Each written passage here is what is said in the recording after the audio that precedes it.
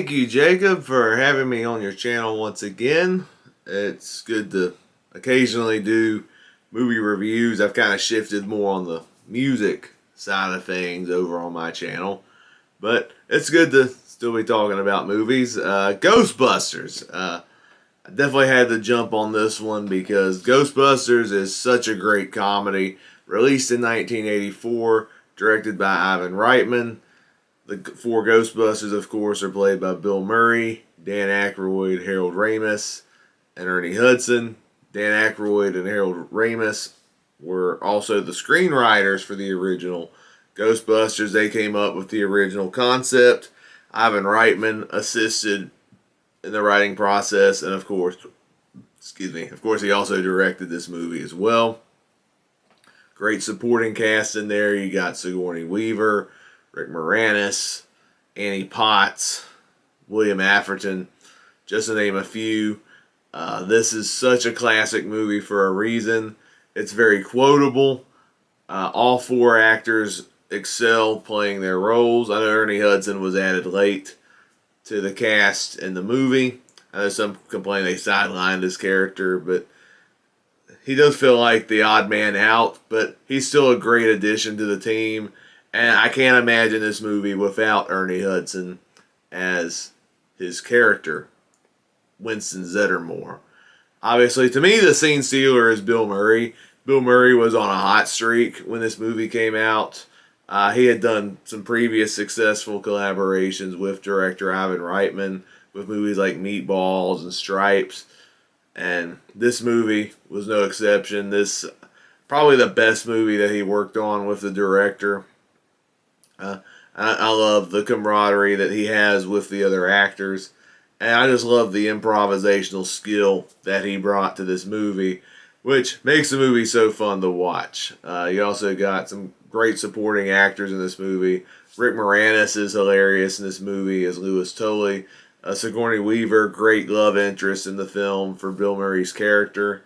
She definitely has some memorable moments as well. And she proved in this movie that she can be really funny in this film, along with the other actors in the film. You have some great practical effects that still hold up pretty good for the most part. There's this one stop motion shot with the demon dog running that's kind of goofy looking in today's standards, but for the most part, the practical effects in this movie still hold up very well.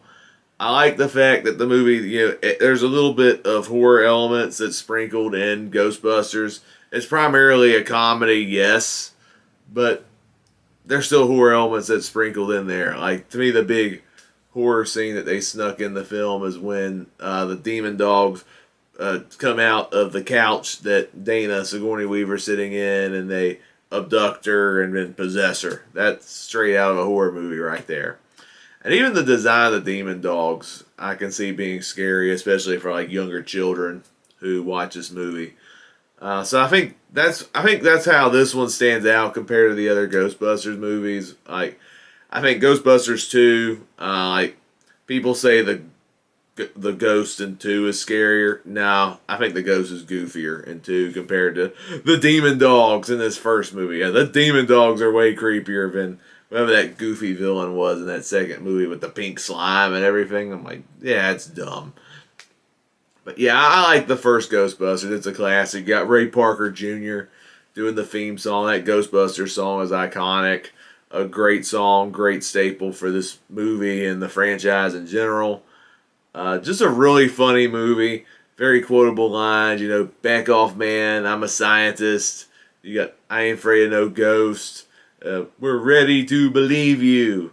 And you got this man has no, the line. And you got we came, we saw, we kicked his butt.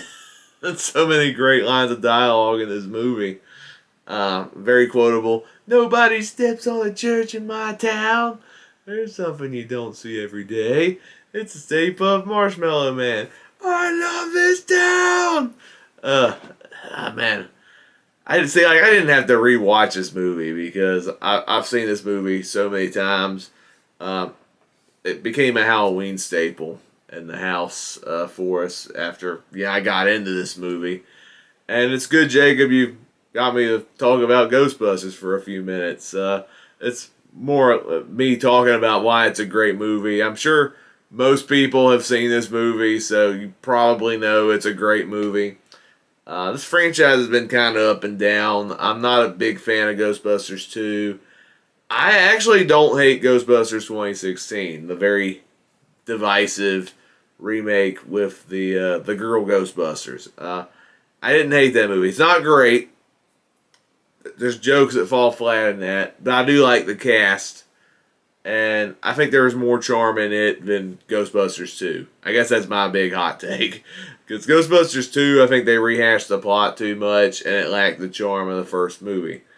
2016, yeah, it's pretty much a remake of the first movie with a female cast, but I like the cast. There's still some funny stuff in it. Chris Hemsworth stole the show, so I actually don't mind that remake too much. But yeah, the best sequel is Ghostbusters Afterlife. I think it's a great return to form for the franchise. Really good legacy sequel. I think that's probably a legacy sequel done right. Between that and Star Wars The Force Awakens are probably the two best examples of how to do a legacy sequel where, yeah, I guess it's kind of a reboot of the franchise, but it also carries out the legacy that the original movies established in a very respectful way. So yeah, the Afterlife I thought was a good movie. I hope the new film does very well. Ghostbusters Frozen Empire. I like the trailers for it, and I might go see that in theaters. Who knows? Because I thought Afterlife was a great movie, and I really like the trailers I saw for Frozen Empire. I hope it delivers as well. I think this is a great start to the franchise. Still my favorite one. It's an 80s classic. I'm giving the film a 5 out of 5 stars. When I was still reviewing movies primarily, I did a director project on Ivan Reitman, and this was my favorite film from Ivan Reitman, hands down. This was I think the only 5 out of 5 movie I gave from that director, if that says anything. But yeah, great movie. Thank you, Jacob, for having me on your channel. I'm pretty sure you're a big fan of this movie as well. I won't hog up too much of your time, but thank you for asking me to be a part of this series. Hope you all have a good day. I'm sure, Jacob, you'll send links in the description below to where people can check out my channel. I'm not as big on movies as I used to. I do more music stuff now, but I still do discussing DreamWorks and celebrating Disney over on my channel. So that's occasionally do some movie stuff, but it's just not the big thing that I do anymore. But anyway, thank you all for watching this video. Jacob, back to your thoughts on Ghostbusters. Close it on out, because busting will make you feel good.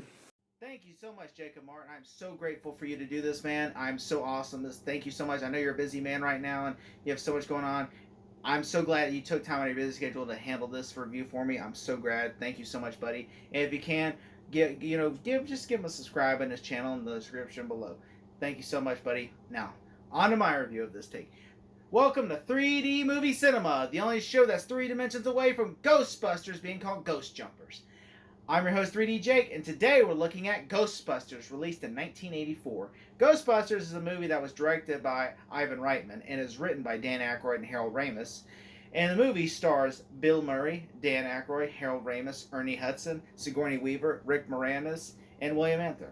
The movie is essentially about, they said, a bunch of scientists that go basically into the career of ghost jumping at once they're eventually there have been fired from the university for being called frauds, and so they get into the business of hunting ghosts and everything. And of course, there's one person who actually is looking for an explanation of what's happening in her apartment. So of course, she basically goes to them and asks them for some help.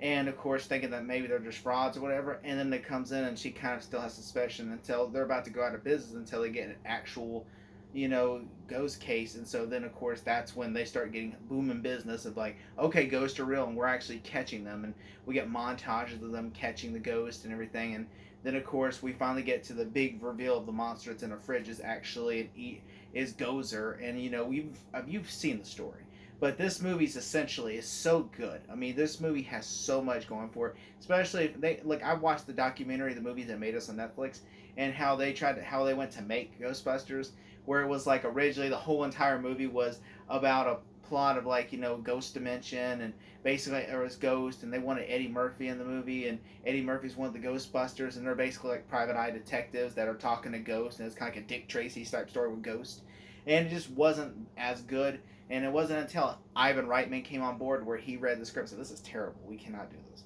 And he goes, and so him, Dan Aykroyd, Harold Ramis all got together and they sat down and they rewrote the script. And they figured, okay, what if it's just about some scientists going into business as good, ghost hunters, and so that's what they did. And so they went, they kind of revised the story, make it modern day, set in New York City, and everything, and which it became this global icon. It's like it has Ghostbusters has a sequel to the original movie, then it has an animated series, then it has a remake, then it has two legacy sequels. One is about to come out right now. I mean, it has lots of merchandise. I mean, just like it's insane. I mean, it has like 3 or 4 video games. I mean, there's like, I just can't believe that there's so much Ghostbusters content you can consume now. Because I mean, imagine being like a Ghostbusters fan in the early 2000s. I mean, that's just insane. And I really like this movie how it does feel like, like it has that music, that creepy, eerie music, and then of course like how it starts out with a library, and then go from like scary to like comedic. Like Bill Murray especially, like he's just so comedic as a scientist, and so he'll go there and he'll be like like say some kind of cheesy puns like there's something you don't see every day, and and it's just like like especially there's a scene where goes or are you the keymaster, are you the gatekeeper, and everything, and like and he's just like she's just Sigourney Weaver's just trying so hard to like like because she's possessed and she's trying to sleep with him so bad because she thinks like he says he's the keymaster, and and he's like and he's just like trying to keep her off of him, and she says, and then he's like, is this a trick question? And everything, and then she levitates, and she's like, and he's like, he just does his hand like that. I mean, there's so much greatness about this. There's just so much iconicness. I especially like how one of my favorite scenes in the movie is whenever like this asshole Walter Peck basically hits the button, and all of a sudden the thing opens up, and then it's like it's like, and then of course the the keymaster is like who's like the idiot neighbor who gets chased by the monster, and he's like, it's a sign, and then the reception, yeah, it's a sign, all right, we're going out of business, that's a sign. I just love that, and of course how like they get arrested, and all of a sudden you hear that creepy music like playing, it's magic, magic, it's magic, magic. I mean, it's just so like you just see the chaos surrounding the cities, and like how a taxi's running around, running everything over, and just like so creepy and eerie. It just feels like, and then how like Sigourney Weaver's rising up, and it's almost like she's calling the ghost to her, and it feels just creepy and eerie, and I'm just like how I'm like that is so good, and how her just like she makes the apartment just building just go roof fly freaking off. That to me I thought was so cool. I'm like, this is awesome.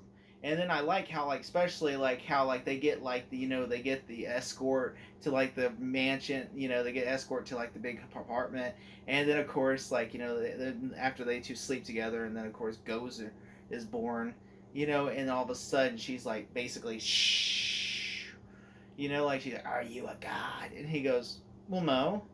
And they go, then die. And then like how like Winston's like, Ray, if someone tells you if you're a god, you say yes. It's like, and then of course and then like they says choose a destructor, and then they have a giant, and all clear their heads, and it says like what is like no one chose, and then Ray's like, Ray, what did you do? And he goes, when I was a little boy, I used to remember something from my mother, and then he's a giant marshmallow. He goes, yep, that's a state park marshmallow, man. And there's a giant marshmallow coming to kill them. It's just so ridiculous, but it works. It's just, I mean, that's a ridiculous concept. It's like they dream about, they think about a giant, he thinks about a giant marshmallow. It's like, oh, it's coming to kill us. It's like, and then it's like then they have to destroy it, and it's like it just blows up everywhere. It looks like shaving cream, which in real life it is shaving cream everywhere. They just blow it up by crossing the streams. It's just like, I mean, I love that. I love it, especially how it ends in such a beautiful way. How it they save the day and he rescues everyone, and like they rescue Lewis, and they go, "Someone check on that little guy," and then they're like, "You've been saved," but he says, "Who does your taxes?" You know, it's like, and then how he ends up, and how like I like how it plays the Ghostbusters there at the end, and how they're just backing up and they save the day, and they get to reminisce in this, like, you know, this just happiness of like they saved the day. I mean, that's what I love about this movie. I mean, I also like, you know, like I also like the you know, the, of course there's like, you know, the Slimer scene, you know, which became so iconic, especially like how Peter sees him and he goes, "It's right here, Ray. It's right here in front of me." Ah, just like the slime scene. He's just laying there, goes, "You slimed me," you know, stuff like that. Or, you know, when the montage happens, you know, when like Ray is about to get a BJ from like one of the ghosts, he's like, and he falls out of bed. I mean, stuff like that is so funny, you know. And obviously, there's some improv, like Bill Murray improving a lot of his lines, or like, you know, whenever he's like talking to Gory, he sees a figure skater, and then he tries to do the figure skating move.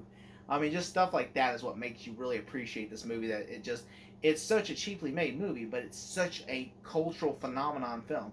And then on top of that, how Bill Murray ad-lib, like for instance, Walter Peck, when they're in the mayor's office, and he goes, "Is this true?" And he goes, "Yeah, it's true. This man has no dick." then the guy tries to fight him, and Bower's like, "Well, that's what I heard." It's like, you know, just stuff like that. You know, it's just so ridiculous, and it's so fun. I mean, especially how, you know, like it's just iconic how, like, you know, they're just that iconic car, you know, and then of course how they just save the day, and just, you know, and which, I mean, there is some stuff you could pick at, like, okay, where to go here? She chooses a destroyer, and that's it. Like, you know, she never showed up. Like, okay, well, they destroyed this Marshmallow Man, so I guess I'll just go away. And then, you know, it's like stuff like that makes no, like, really, you really could pick apart this movie if you wanted to. Like, you know, some people could say, well, it's an like, basically, the movie is essentially an anti-environmental message, you know, essentially saying like how like the Ghostbusters are the good guys when really they're the ones destroying the environment with this toxic equipment, and then they treat the EPA guy like an asshole, saying basically fuck the environment. I mean, you could say that, but I wouldn't say. I mean, that this is actually a really good film, and it is actually a really fun movie. I mean, it's just like, it's a fun comedy that, you know, about catching ghosts. You know, and I really like this, and the whole movie is really well done. I really appreciate this movie. If I had to give this movie a grade, I would give it an A+. Thank you so much. Ghostbusters, starring Bill Murray, Dan Aykroyd, Sigourney Weaver, Harold Ramis, Rick Moranis. Coming to save the world. Who you gonna call? Ghostbusters. We came, we saw, we kicked it.